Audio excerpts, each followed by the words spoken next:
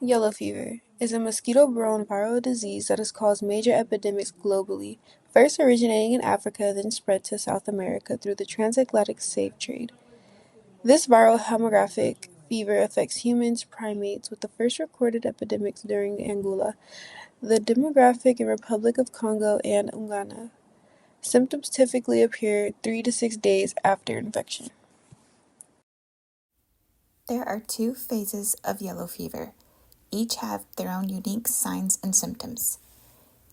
The initial phase is known as the acute phase.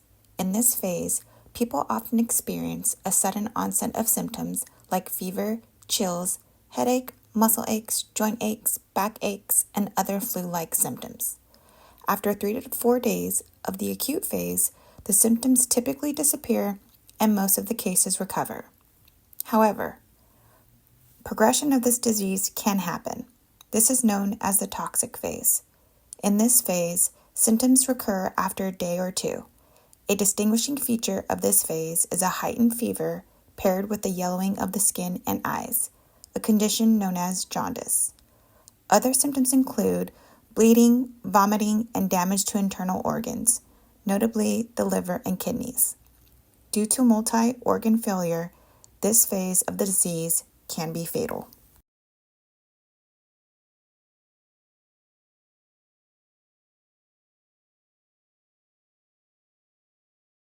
Since there is no cure for the virus, it's very important to get your yellow fever vaccine if traveling to any high-risk areas.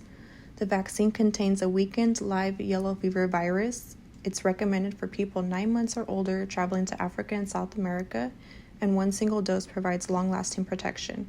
However, travelers that are going to areas with ongoing outbreaks should consider getting a booster dose if it's been 10 years or more since their last vaccination. Some countries require a valid international certificate of vaccination if an individual has been in countries known to harbor the virus. The certificate is valid 10 days after vaccination. Here on the bottom left is just a visual of where yellow fever is commonly exposed and where vaccination is recommended.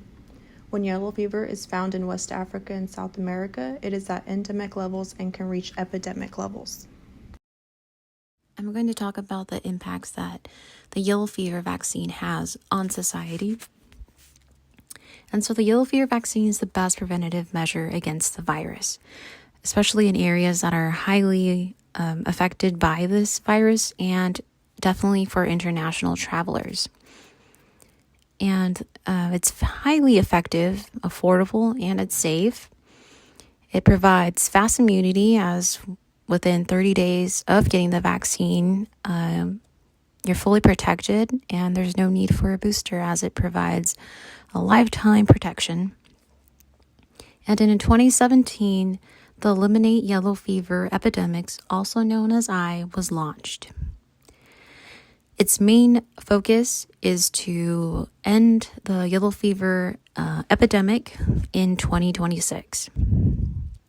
It has 3 objectives and 5 competencies for its success, and that's to protect the risk population, those who are in areas that are in the epidemic, preventing international spread, so making sure travelers are vaccinated before traveling to other countries. And if there is an outbreak, to hurry and stop that before it starts getting bigger. And plants already serve a huge role in our lives, which is, either food or medicinal purposes. It's also vaccines, or viruses, I should say, have increased the research into finding different alternatives with vaccines. And so plant-based vaccines are one of them. It's safe, it's low cost, it's easier to produce, and the effects that it has are very similar to that of a normal vaccine.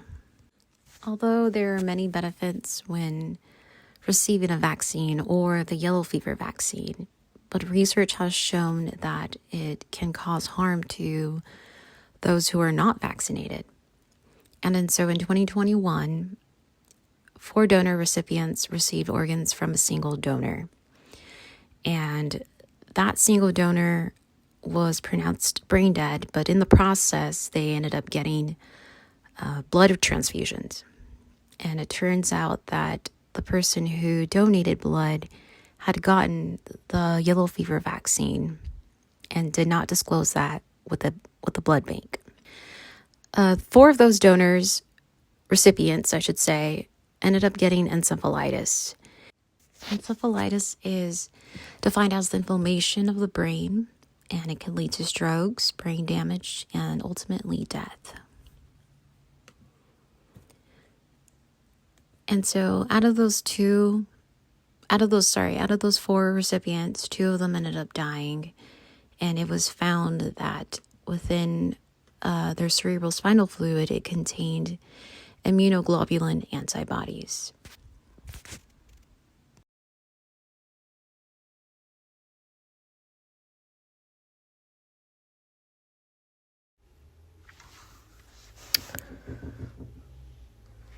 In this slide, we're going to go over the vaccine data.